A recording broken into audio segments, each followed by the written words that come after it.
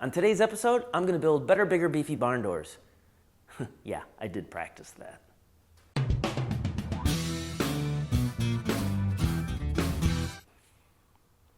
So as a professional furniture maker, I find myself in the homes of my clients' house all the time, building unique and custom designed furniture for them. And one thing that I'm seeing a lot are these sliding barn doors. They're using them as room dividers on bookcases, TV consoles. Well, my client actually needed some barn doors built, not for the inside of their house, but for their shed they had. Now, the weather here in Northwest Ohio can be pretty harsh, and it took its toll on these barn doors that you can see. They just completely rotted out. So I'm going to make some new ones.